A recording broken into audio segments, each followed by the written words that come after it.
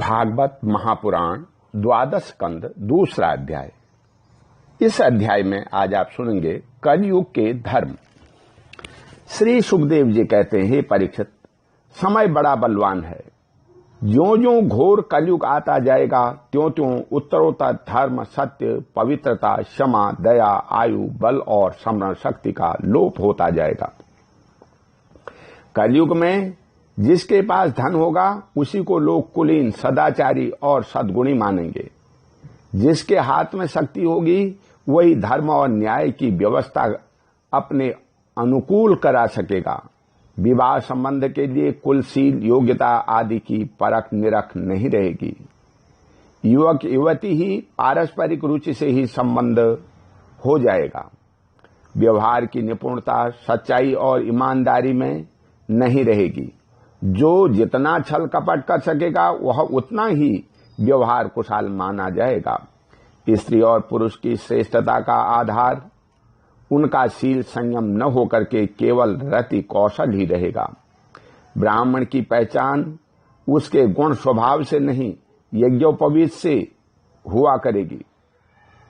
वस्त्र, दंड, कमंडलु आदि से ही ब्रह्मचारी, सन्यासी आदि आश्रमियों की पहचान होगी और एक दूसरे का चिन्ह स्वीकार कर लेना ही एक से दूसरे आश्रम में प्रवेश का स्वरूप होगा। जो घूस लेने या धन खर्च करने में असमर्थ होगा उसे अदालतों से ठीक ठीक न्याय न मिल सकेगा। जो बोलचाल में जितना चालाक होगा उसे उतना ही बड़ा पंडित माना जाएगा। असाधुता की, दोषी होने की एक ही पहचान रहेगी, गरीब होना। जो जितना अधिक दंभ पाखंड कर सकेगा उसे उतना ही बड़ा साधु समझा जाएगा। विवाह के लिए एक दूसरे की स्वीकृति ही पर्याप्त होगी। शास्त्रीय विधि विधान की, संस्कार आदि की कोई आवश्यकता न समझी जाएगी। बाल आदि संवार करके कपड़े लत्ते से लैस हो जाना ही स्नान समझा जाएगा। लोग दूसरे तालाबों को तीर्थ मानेंगे और निकट के तीर्थ गंगा, गोमती, माता पिता आदि की उपेक्षा करेंगे। सिर पर बड़े बड़े बाल, काकुल रखाना ही शारीरिक सौंदर्य का चिन्ह समझा जाएगा और जीवन का सबसे बड़ा पुरुषार्थ होगा। अपना पेट भर लेना, जो जितनी ढिठाई से बात कर सकेगा उसे उतना ही सच्चा समझा जाएगा।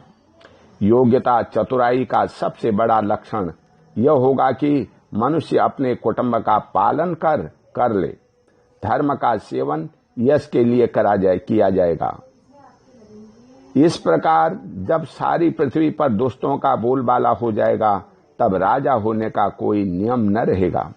ब्राह्मण, क्षत्रिय, वैश्य अथवा शूद्र में जो बली होगा वही राजा बन बैठेगा। उस समय के नीच राजा अत्यंत निर्दय एवं क्रूर होंगे। लोभी तो इतने होंगे कि उनमें और लुटेरों में कोई अंतर न किया जा सकेगा। वे प्रजा की पूंजी एवं पत्नियों तक को छीन लेंगे। उनसे डरकर प्रजा पहाड़ों और जंगलों में भाग जाएगी। उस समय प्रजा तरह तरह के साग, कंदमूल, मांस, मधु, फल फूल और बीज, गुठली आदि खा खा करके अपना पेट भरेगी। कभी वर्षा न होगी, सूखा पड़ जाएगा, तो कभी कर पर कर लगाए जाएंगे। कभी कड़ाके की सर्दी पड़ेगी तो कभी पाला पड़ेगा। कभी आंधी चलेगी, कभी गर्मी पड़ेगी, तो कभी बाढ़ आ जाएगी। इन उत्पातों से तथा आपस के संघर्ष से प्रजा अत्यंत पीड़ित होगी, नष्ट हो जाएगी। भूख, प्यास तथा नाना प्रकार की चिंताओं से दुखी रहेंगे। रोगों में से तो उन्हें छुटकारा ही न मिलेगा। कलयुग में मनुष्यों की परम आयु केवल 20 या 30 वर्ष की होगी। हे परीक्षित, कलिकाल के दोष से प्राणियों के शरीर छोटे छोटे, क्षीण और रोगग्रस्त होने लगेंगे। वर्ण और आश्रमों का धर्म बतलाने वाला वेद मार्ग नष्ट प्राय हो जाएगा। धर्म में पाखंड की प्रधानता हो जाएगी। राजे, महाराजे, डाकू, लुटेरों के समान हो जाएंगे।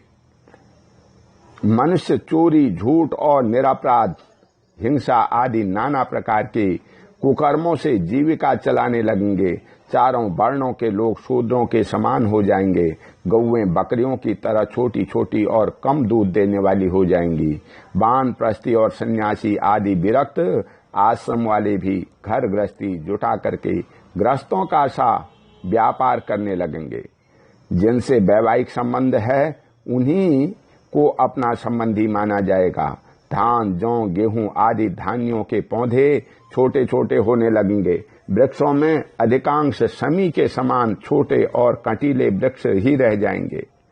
बादलों में बिजली तो बहुत चमकेगी, परंतु वर्षा कम होगी। गृहस्थों के घर अतिथि सत्कार या वेद ध्वनि से रहित होने के कारण अथवा जनसंख्या घट जाने के कारण सूने सूने हो जाएंगे। हे परीक्षित, अधिक क्या कहें।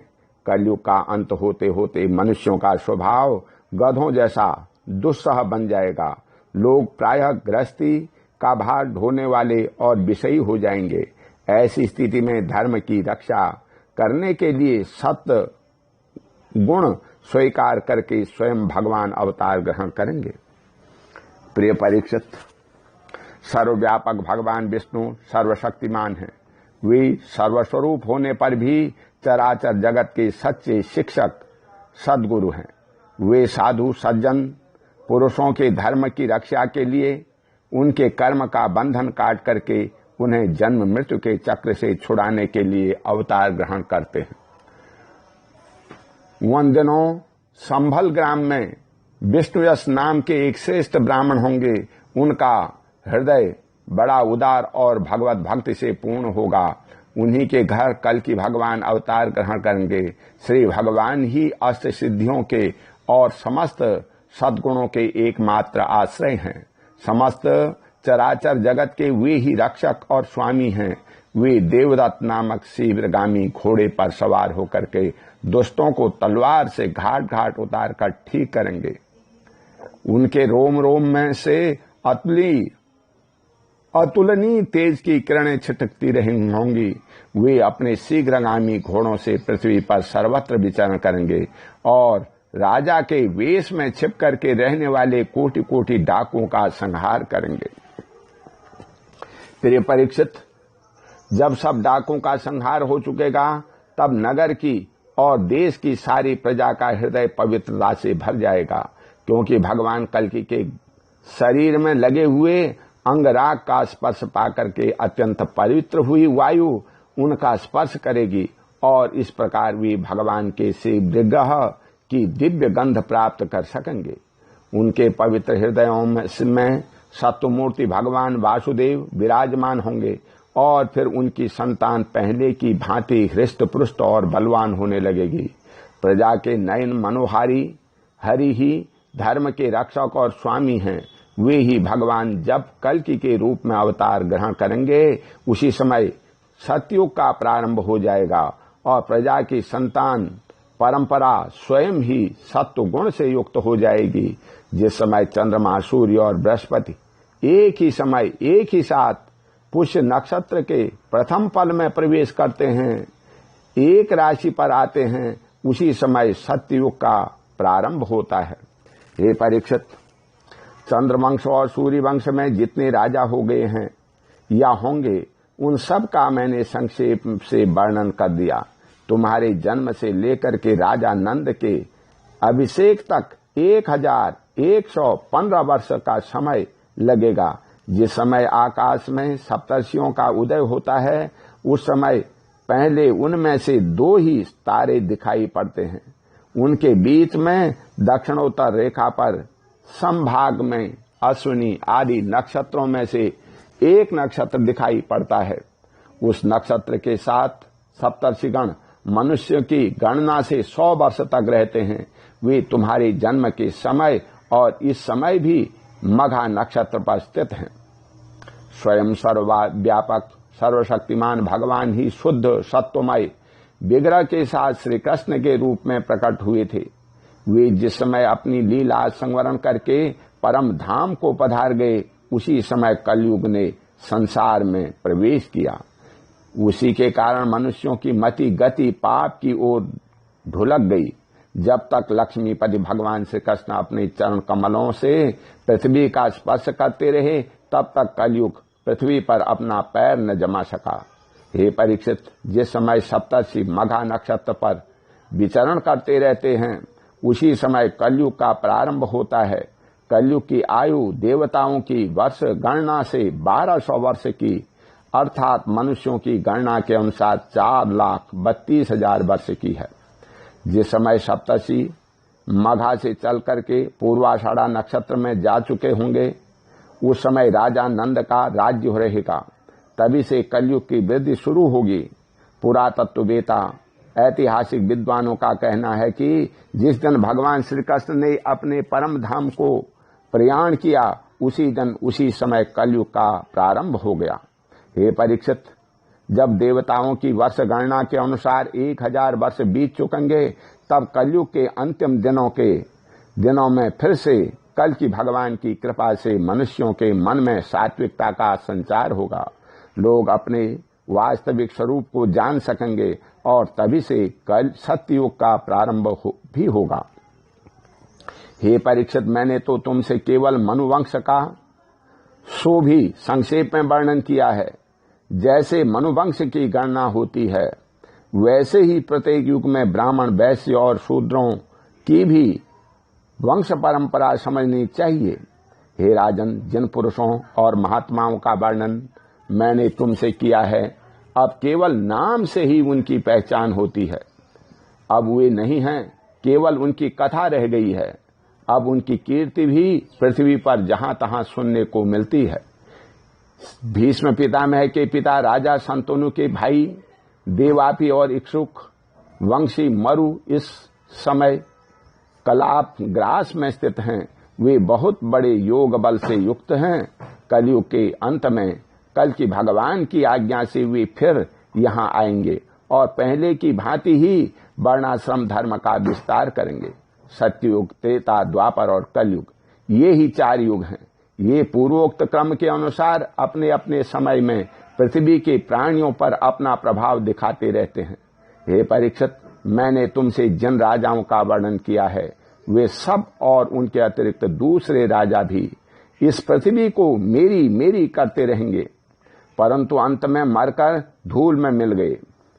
इस शरीर को भले ही कोई राजा कह ले, परंतु अंत में यह कीड़ा, बिस्ता अथवा राख के रूप में ही परिणत होगा, राख ही होकर रहेगा। इसी शरीर के या इसके संबंधियों के लिए जो किसी भी प्राणी को सताता है, वह न तो अपना स्वार्थ जानता है और न तो परमार्थ, क्योंकि प्राणियों को सताना तो नरक का द्वार है। वे लोग यही सोचा करते हैं कि मेरे दादा परदादा इस भूखंड का शासन करते थे, अब यह मेरे अधीन किस प्रकार रहे और मेरे बाद मेरे बेटे पोते, मेरे वंशज किस प्रकार इसका उपभोग करें। वे मूर्ख इस आग, पानी और मिट्टी के शरीर को अपना आपा मान बैठते हैं और बड़े अभिमान के साथ डीग हाँकते हैं कि यह पृथ्वी मेरी है। अंत में वे शरीर और पृथ्वी दोनों को छोड़कर स्वयं ही अदृश्य हो जाते हैं। प्रिय परीक्षित, जो नरपति बड़े उत्साह और बल पौरुष से इस पृथ्वी के उपभोग में लगे रहे, उन सबको काल ने अपने विकराल गाल में धर दबाया। अब केवल इतिहास में उनकी कहानी शेष रह गई है। ओम शांति। बोल श्री कृष्ण भगवान की जय।